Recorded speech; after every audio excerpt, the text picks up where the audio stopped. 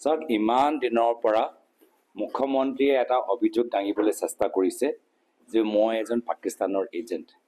এতিয়া মই তেওঁক সুধিবলৈ বিচাৰিছোঁ, যেতিয়া তেওঁলোকৰ অভিযোগ ভুৱা প্ৰমাণ হ'ব সেই সময়ত তেওঁ পদত্যাগ কৰিব নেকি? যেতিয়া যে জুন, জুলাই, আগষ্ট, ছেপ্টেম্বৰ এইবোৰ চব যে তেওঁ তাৰিখ পে তাৰিখ যে কৈ আছে, এতিয়া এই যে পাকিস্তান এজেণ্ট যেতিয়া এই ভুৱা প্ৰমাণ হ'ব সেই সময়ত তেওঁ পদত্যাগ কৰিব নে নকৰে, এই প্ৰশ্নটো মই তেওঁৰ পৰা সুধিবলৈ বিচাৰিছোঁ। পদত্যাগ কৰিম বুলি কৈছে যদি নাই এইটো কোৱা নাই তেওঁ। মোৰ প্ৰশ্নটো সোধক। মই কৈছোঁ যে মূল অভিযোগটো কি, যে পাকিস্তান এজেণ্টটো, তো পাকিস্তান এজেণ্টৰ যেতিয়া এই যে অভিযোগ তাৰ বাবেহে SIT এইবোৰ চব গঠন কৰিবলৈ বিচাৰিছে। যেতিয়া এই অভিযোগটো ভুৱা প্ৰমাণ হ'ব তেতিয়া তেওঁ মুখ্যমন্ত্ৰীৰ চকীটো এৰিব, পদত্যাগ কৰিব নে সেই সময়ত তেওঁ পলাই যাব? আৰু এনে মই কৈছোঁ যে আমাক আৰু বেছিদিন ৰ'ব নালাগে, অহা বছৰ বিধানসভা নিৰ্বাচন হ'ব, সেই সময়তে তেওঁ চকীটো এৰিবলগীয়া হ'ব। তো আমাক 1 বছৰহে আৰু আছে, তাৰপিছত এনে অহা বছৰ তেওঁক চকী এৰিবলগীয়া হ'ব। চাওক ইমান দিনৰ পৰা মুখ্যমন্ত্ৰীয়ে এটা অভিযোগ দাঙিবলৈ চেষ্টা কৰিছে যে মই এজন পাকিস্তানৰ এজেণ্ট।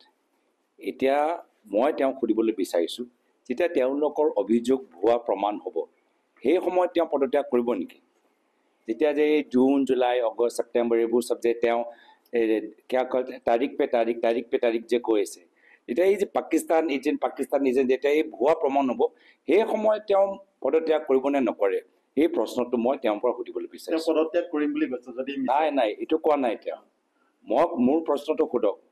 মই কৈছোঁ যে মূল অভিযোগটো কি, যে পাকিস্তান এজেণ্টটো, তো পাকিস্তান এজেণ্টৰ যেতিয়া এই যে অভিযোগ তাৰ বাবেহে SIT এইবোৰ চব গঠন কৰিবলৈ বিচাৰিছে। যেতিয়া এই অভিযোগটো ভুৱা প্ৰমাণ হ'ব তেতিয়া তেওঁ মুখ্যমন্ত্ৰীৰ চকীটো এৰিব, পদত্যাগ কৰিব নে সেই সময়ত তেওঁ পলাই যাব?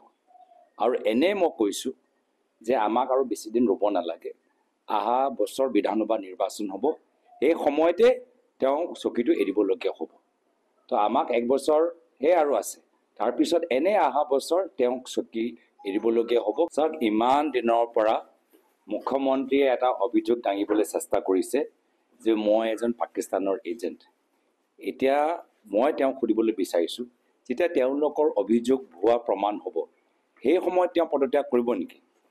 যেতিয়া যে জুন, জুলাই, আগষ্ট, ছেপ্টেম্বৰ এইবোৰ চব যে তেওঁ তাৰিখ পে তাৰিখ যে কৈ আছে, এতিয়া এই যে পাকিস্তান এজেণ্ট যেতিয়া এই ভুৱা প্ৰমাণ হ'ব সেই সময়ত তেওঁ পদত্যাগ কৰিব নে নকৰে, এই প্ৰশ্নটো মই তেওঁৰ পৰা সুধিবলৈ বিচাৰিছোঁ। পদত্যাগ কৰিম বুলি কৈছে যদি নাই এইটো কোৱা নাই তেওঁ।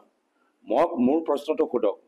মই কৈছোঁ যে মূল অভিযোগটো কি, যে পাকিস্তান এজেণ্টটো, তো পাকিস্তান এজেণ্টৰ যেতিয়া এই যে অভিযোগ তাৰ বাবেহে SIT এইবোৰ চব গঠন কৰিবলৈ বিচাৰিছে। যেতিয়া এই অভিযোগটো ভুৱা প্ৰমাণ হ'ব তেতিয়া তেওঁ মুখ্যমন্ত্ৰীৰ চকীটো এৰিব, পদত্যাগ কৰিব নে সেই সময়ত তেওঁ পলাই যাব? আৰু এনে মই কৈছোঁ যে আমাক আৰু বেছিদিন ৰ'ব নালাগে, অহা বছৰ বিধানসভা নিৰ্বাচন হ'ব, সেই সময়তে তেওঁ চকীটো এৰিবলগীয়া হ'ব। তো আমাক 1 বছৰহে আৰু আছে, তাৰপিছত এনে অহা বছৰ তেওঁক চকী এৰিবলগীয়া হ'ব।